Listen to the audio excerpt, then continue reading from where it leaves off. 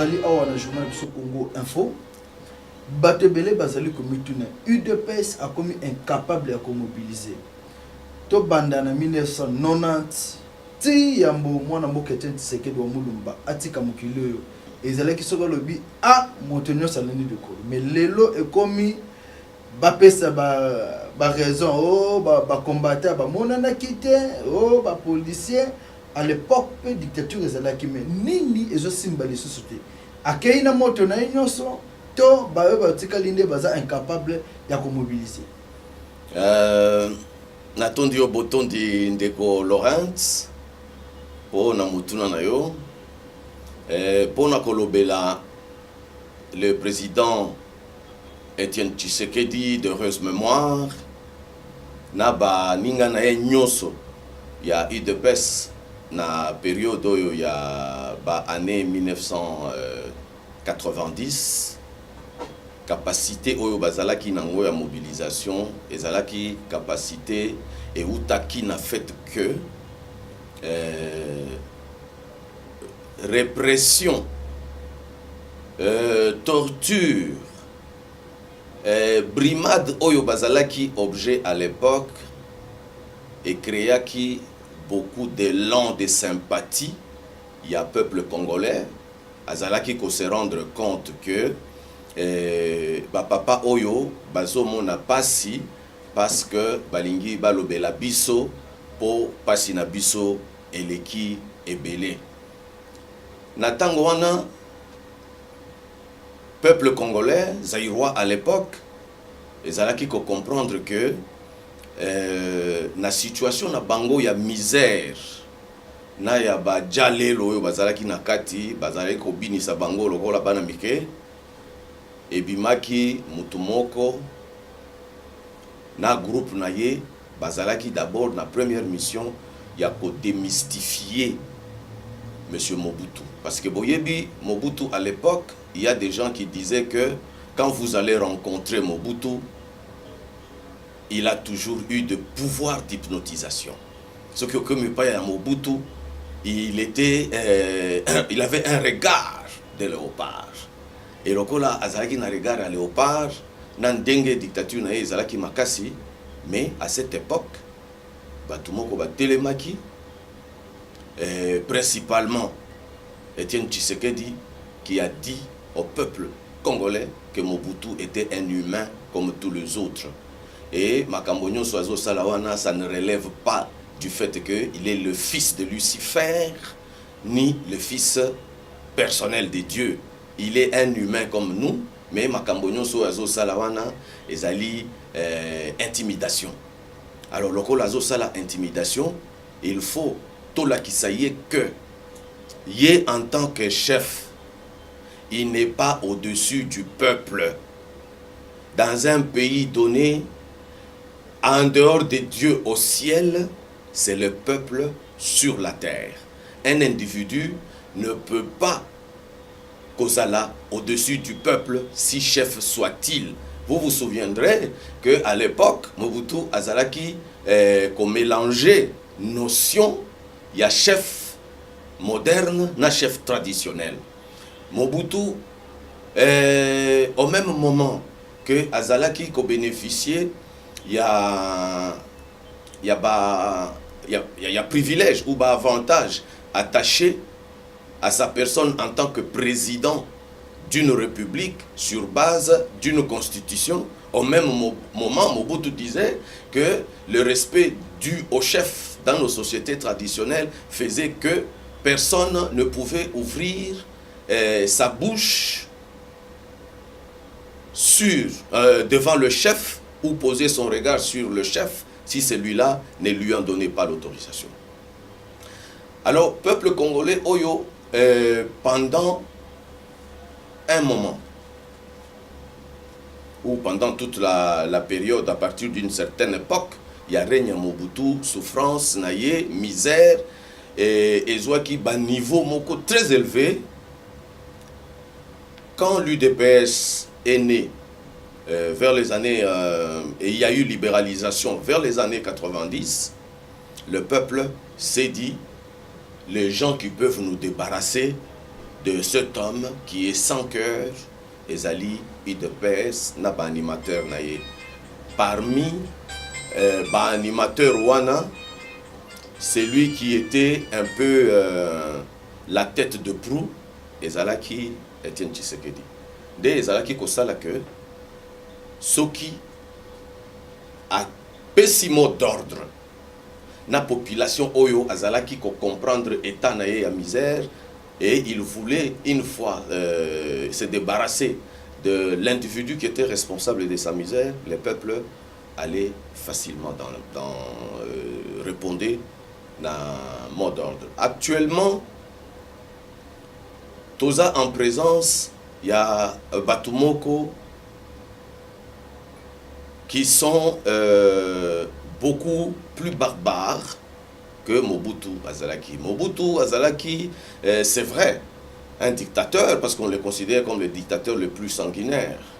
Mais dans les manifestations pacifiques, on ne comptait pas autant de morts qu'on en compte aujourd'hui. Cela fait que population, Bamisusu, Babandi Kozala, n'a pas hésitation, quand bien même la volonté Yako Sala, manifestation pour revendiquer ce droit, parce que Etienne Tshisekedi Wamulumba et l'UDPS ont eu le temps d'apprendre suffisamment, d'enseigner suffisamment le peuple sur ce que représentait la liberté et la démocratie. La liberté et la démocratie ne peuvent se réaliser que dans un état réellement de droit. Parce que dans cet état de droit, il est reconnu que du simple citoyen au chef de l'État, tout le monde, sans exception, est soumis à la loi. Et que personne ne peut se donner le temps d'être au-dessus de la loi. Le président de la République, dans son action, il est limité par la loi. Les citoyens, dans ses activités de tous les jours, il est limité par la loi. Maintenant, nous nous trouvons dans une situation où il y a des individus qui ne sont limités par rien. Nous nous trouvons dans une situation où M. Kabila et ses amis se moquent éperdument de la Constitution. Ils violent la Constitution, mais ils estiment que les autres qui revendiquent leur droit à la liberté violent les lois. Est-ce que c'est la faute? Parce qu'il y a certains qui pensent aussi, Ouais. à l'époque, Tango Mwanamboka Leoke Wadundu, Azalaki comme avocat ou juge, il avait un mot à dire. Mais l'élo justice c'est comme il y a l'Ipanangoupa, l'État a commis que sakanande na justice. Est-ce que cause de la paix? Oui, ben cause Ekoki, cause Zawana. Quand on parle d'un état de droit, je vous ai dit ici que tout le monde est limité par la loi. Quand on parle de l'état de droit fonctionne sur base d'une justice impersonnelle, d'une justice indépendante. La justice doit être indépendante. Maintenant, quand la justice est instrumentalisée par le pouvoir politique, eh bien ce pays-là n'est plus un pays, n'est plus un État. Ça devient une fiction. On ne peut pas avoir un État sans que la justice ne fonctionne. Mais cette justice qui fonctionne dans les poches des politiciens permet à ce qu'il y ait justement tous ces dérapages, permet à ce qu'il y ait, dès lors que l'impunité est cotie, impunité yango ezali beaucoup plus tournée contre responsable politique yamboka. Eh bien, Namboka wana, entre nous soit dit, c'est devenu un pays de poissons. La justice, quand elle ne fonctionne pas, quand la justice est instrumentalisée, c'est comme l'ensemble de procès que nous sommes en train de vivre dans ce pays depuis un temps. Mais c'est de la comédie.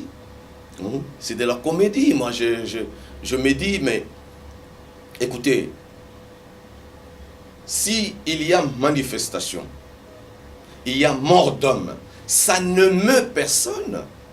le procureur général n'interpelle pas les gens qui étaient appelés à encadrer ou à contrôler ces manifestations. Ben écoutez, le peuple est en insécurité.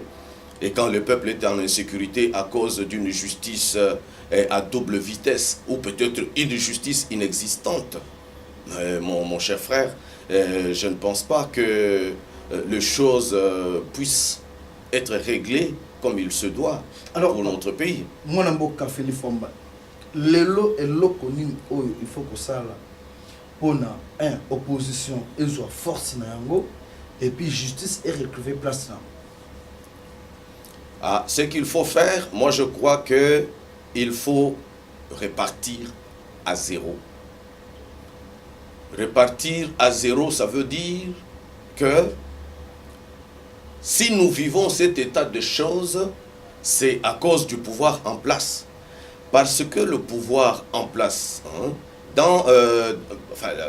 la notion de l'État dans son évolution a eu à démontrer que quand ça ne va pas quelque part dans un pays donné, il appartient à l'État de faire en sorte que les choses marchent.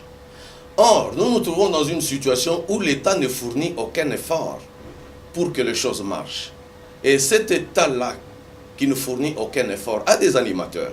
Ce sont ces animateurs de l'État qui veulent que cet état des choses demeure pour qu'il continue à régner dans un environnement de non-loi. Alors, dans cet environnement de non-loi, on ne peut trouver une solution pour prétendre éliminer cet état d'anomie que en procédant à un changement de fond et radical du pouvoir politique. Et ces changements-là doivent coïncider avec le départ sans atermoiement du pouvoir en place. Donc, il faut les élections et l'opposition accède au pouvoir pour changer les choses. C'est-à-dire que, vous savez qu'au 31 décembre, la prolongation qui avait été accordée au régime en place arrive à son terme. C'est-à-dire que le fait que nous avons eu un compromis politique qui disait que M. Kabila reste là-bas, qu'il essaye de corriger le tir, qu'il n'a pas pu ajuster en 2016, qu'il essaie de réajuster le tir, de telle manière que, au plus tard, le 31 décembre, qu'il organise les élections qui permettraient une alternance. Parce que depuis 2001 jusqu'à aujourd'hui, M. Kabila a présenté beaucoup trop de limites avec son régime. Alors maintenant, parce que le pays est allé au jour le jour, decrescendo vers l'enfer. Alors, maintenant que l'année supplémentaire a été, ou peut-être l'année supplémentaire,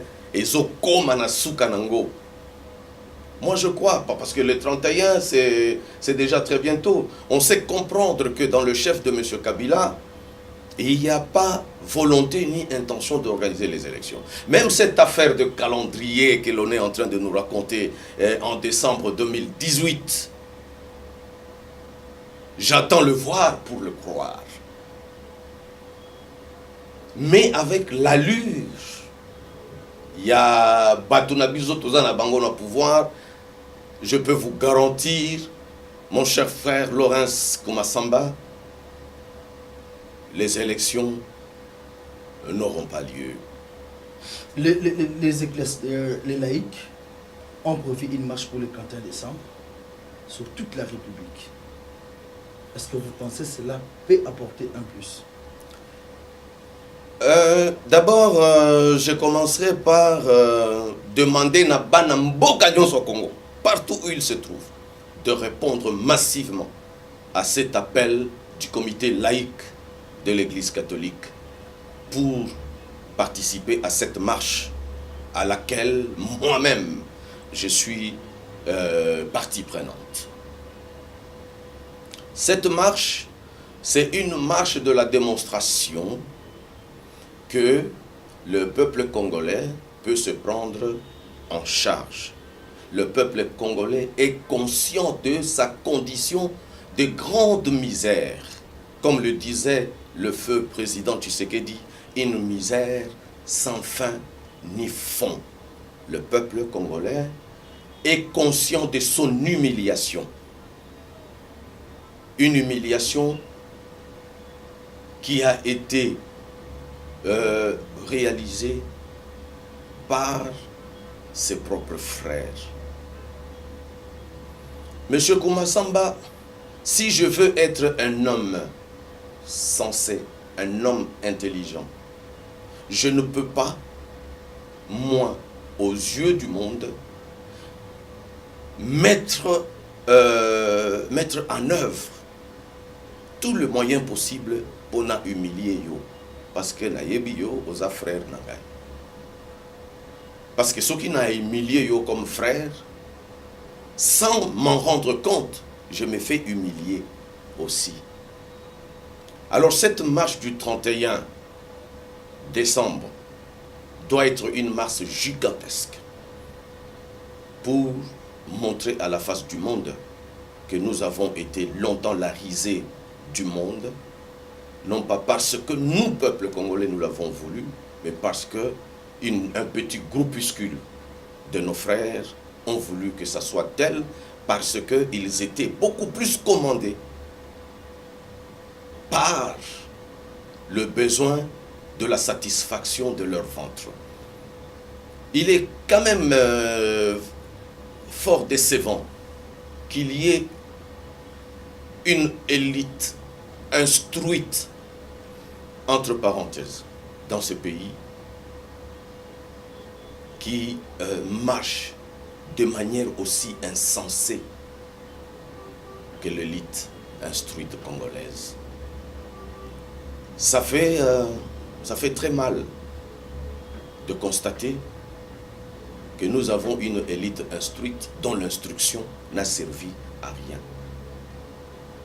Parce que on a toujours dit que l'université va modeler la personne. L'université crée quelqu'un qui est capable d'apporter des solutions aux problèmes qui se posent à son environnement national. Quelqu'un qui est capable, à partir de ce qu'il a appris, transformer qualitativement sa société. Mais quand nous regardons cette élite instruite de la RDC, au lieu de transformer qualitativement sa société, il transforme sa société. Je ne sais en quoi on a de la difficulté de pouvoir décrire. C'est à quoi l'élite instruite de ce pays a transformé ces pays que tout le monde, ou peut-être que le monde entier s'accorde à reconnaître que c'est le plus beau pays du monde, parmi les rares pays les plus riches au monde. Mais il y a l'élite instruite congolaise qui a préféré faire de ses frères le plus pauvre de l'humanité. Même les poissons dans l'eau sont plus heureux que les Congolais dans leur propre pays. Voilà à peu près. Alors, cette marche, moi je crois que l'initiative du comité laïque est une très bonne initiative. Enfin, je sais que l'opposition avait déjà appelé à cette grande marche au 31. Maintenant, avec le comité laïque, il y a un nouveau retentissement où on vient donner encore beaucoup plus de relief à cette marche. Parce que c'est la marche de la récupération, de la dignité, la marche de la prise en charge du peuple pour sa marche vers le progrès. Un mot de la fin, Papa Philippe. Un mot de la fin, je dirais par rapport peut-être à la question au Tunakinga Aliboso.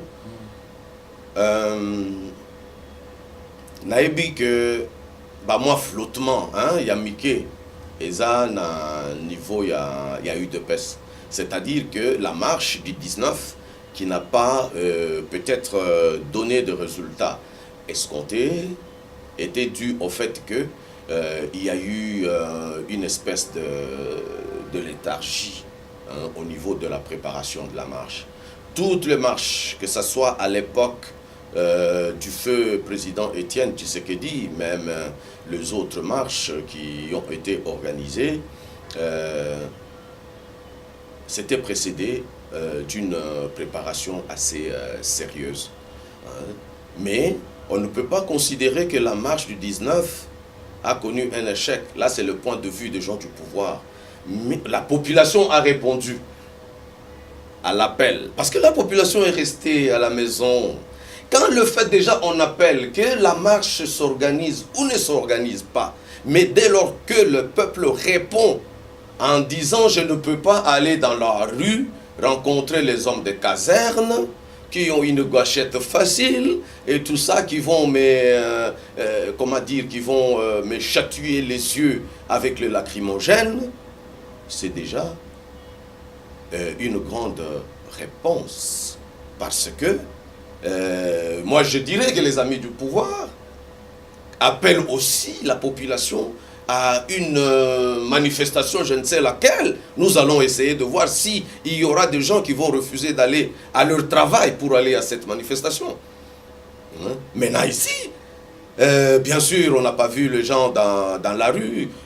À un moment donné, les gens préfèrent ne pas aller s'affronter. Et cette police-là, congolaise, doit encore se dire que la population congolaise, la population quinoise, croit encore un tout petit peu en leur fraternité avec eux. Mais la population peut affronter cette police. Ils sont à combien? Ils sont à combien pour résister à la population? Ils peuvent utiliser toutes les armes de toutes les casernes de la République. Eh bien, si la population dit que je vais affronter cette population, et enfin la population dit qu'elle va affronter cette police, elle le fera et la police sera mise en débandade. Néanmoins, la population s'est dit, bon, ce sont nos frères, ils font le travail de maintien de l'ordre, quand bien même les ordres qui leur sont donnés, ce sont des ordres manifestement illégaux. Essayons de le respecter. C'est pourquoi, quand ils viennent avec les lacrymogènes et tout ça, j'ai comme impression que les gens ont oublié qu'à main nue, les Quinois ont pris le Rwandais avec tout arsenal militaire. Eh bien, parce qu'ils savaient que c'était des Rwandais, ces gens. Nous n'avions rien à voir avec eux. Ils peuvent faire de même avec cette police. Mais la population se réserve. Elle se dit, bon, les abandons na biso, bien que bazo tambola, nandenge oyo bazo tambola, nous ne pouvons pas, en fait, détruire notre police. Parce que nous risquons de nous retrouver dans une situation où, quand la police viendra, et les gens en train de faire le trouble, personne ne pourra arrêter la manifestation. Peut-être la marche dans la rue n'a pas eu lieu, comme on le voulait. Néanmoins, la population est restée à la maison. Elle s'est dit, bon, parce que ce sont eux qui veulent se mettre en vedette dans la rue, nous les laissons occuper la rue, hein, avec leur automobile à eau chaude, leurs lacrymogènes, leurs grenades assourdissantes, leurs armes létales. Et la population est restée. Quand la ville ne réalise pas ses activités économiques pendant un jour à l'appel d'un groupe, mais moi je crois qu'ils doivent ne pas être comme ces gens dont la Bible parle, des insensés, doivent comprendre que l'orientation qu'ils ont prise, ou peut-être le chemin qu'ils ont pris, le peuple n'est pas avec eux. Eux aussi, ils disent de quel peuple on parle. Mais quel est le pourcentage du peuple qui suit le pouvoir en place dans la ville de Kinshasa? Parce que quand vous amenez le 19 décembre au grand marché, il n'y a aucun individu. Mais les individus qui appartiennent au pouvoir ou qui sont en train, les supporters du pouvoir, pourquoi eux ne pouvaient pas aller vendre au marché? Ils sont restés chez eux, pourquoi? Parmi les gens là qui sont les supporters du pouvoir, il n'y a pas de commerçants, il n'y a pas d'hommes d'affaires. Et pourquoi ils ne sont pas sortis? Parce qu'ils ont la police dans la rue pour le protéger. On a dit que la police était là pour sécuriser la population, et c'est bien. Enfin, la police était là pour les sécuriser. Ils n'avaient qu'à aller au marché, ils n'avaient qu'à ouvrir leurs affaires. Et pourquoi ne l'ont-ils pas fait? C'est-à-dire que même eux-mêmes intérieurement, ils savent que ce qu'ils sont en train de faire, c'est du replâtrage. La population a déjà pris son camp. Parce qu'aujourd'hui, ce qui fait très mal, hein, ceux qui bolandi makamboya bande qu'on a biso bazana na pouvoir, ils sont incapables de savoir que le fait de manquer du courant électrique, le fait de manquer de l'eau, c'est une violation grave de droits de l'homme. Il y a une dame qui se présente là-bas comme ministre de droits humains ou quoi là. Elle doit savoir, et c'est elle qui doit se battre, pour que le droit de l'homme, du citoyen congolais, soit respecté. Non, mais quelle opposition ça? Enfin, écoutez, il y a des individus qui sont venus s'infiltrer. Il y a beaucoup d'infiltrés dans l'opposition actuellement, après avoir mangé caviar et beefsteak avec le pouvoir. Et pour des besoins de repositionnement, ils ont préféré, parce qu'ils ont vu que le pouvoir était en perte de vitesse, ils ont préféré aller se positionner dans l'opposition pour l'alternance. Mais dans le fond, cette bonne dame-là, moi je ne connais pas, je ne l'ai jamais vue à l'opposition. À quelle époque? Parce que j'apprends qu'elle a été à Genval. Ce n'est pas le fait d'avoir été à Genval. Il y a eu beaucoup d'individus à Genval. Aujourd'hui, ils ont démontré qui ils étaient. Ils ont démontré qui ils étaient. La dame-là doit d'abord commencer par plaider pour ça. Le Congolais quinois vivent dans le noir.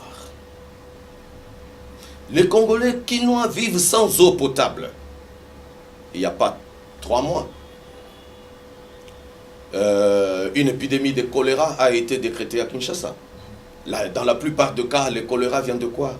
On a toujours appelé le choléra comme les maladies hydriques. C'est-à-dire des maladies liées à la qualité de l'eau. Alors, si il pouvait leur arriver, parce que souvent, ils vous diront que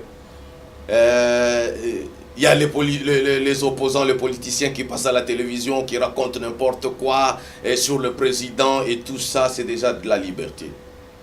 Mais il y a cette liberté-là qui est plus importante. La liberté de ne pas être. C'est-à-dire la liberté de ne pas vivre dans un environnement sans courant électrique. C'est une violation de droits de l'homme. Manquer de l'eau potable, c'est une violation des droits de l'homme. Ne pas avoir un transport, un moyen de transport adéquat, approprié, c'est une violation des droits de l'homme. Chutons avec cette dernière question. Je voulais pas peut-être vous poser. Aujourd'hui, selon l'UNICEF, plus de 6 millions d'enfants congolais risquent de perdre leur vie d'ici 2018 par manque de la bonne nutrition. Ils sont des malnutris. Comment résoudre cette crise, ces problèmes? Ce problème ne peut pas être résolu par des individus. Ce problème procède de la politique nationale en ce qui concerne la santé publique. La santé publique traite de cet ensemble de maladies. Mais avant d'en arriver là, ça relève toujours aussi de pouvoir politique, d'avoir une politique alimentaire. La RDC est le seul pays, ou bien est l'un des rares pays au monde, où elle produit ce qu'elle doit consommer à 0,0 je ne sais combien de pourcents. Et l'alimentation, la nourriture de sa population dépend à 92% à peu près des importations. Au-delà de cela, il y a cet état permanent d'insécurité. Ces 6 millions d'enfants congolais qui sont menacés de malnutrition, c'est à cause de l'insécurité. L'insécurité qui est entretenue par le pouvoir public.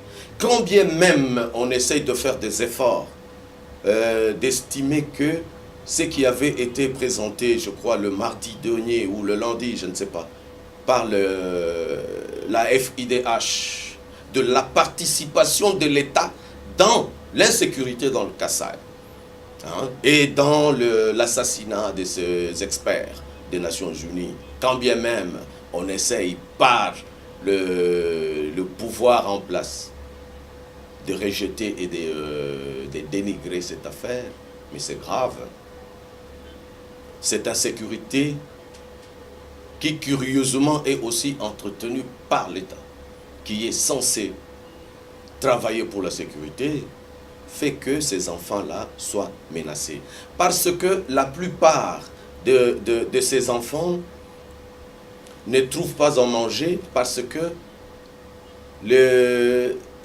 les gens ne peuvent pas aller s'occuper de leurs champs.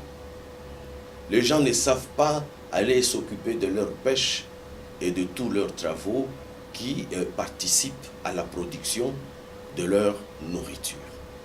Parce qu'ils sont en insécurité, en déplacement. Et quand vous essayez de suivre cette sonnette d'alarme de l'UNICEF, vous verrez, on vous parlera du Kassai, on vous parlera de l'Est. Et c'est dans deux endroits où l'insécurité a élu carrément domicile. Alors, pour mettre un terme à cela, il faut mettre dehors ce pouvoir qui est incapable d'apporter la sécurité aux enfants de ce pays et leur permettre de mener une vie convenable qui leur permettrait de grandir et d'être de responsables de la République en 2040, en 2050. Comment pouvez-vous accepter de rester avec un pouvoir qui ne fait rien pour travailler pour sa population? C'est un pouvoir inutile. Et comme ils ne veulent pas partir, il faut les chasser. Merci beaucoup. Je vous en prie, monsieur.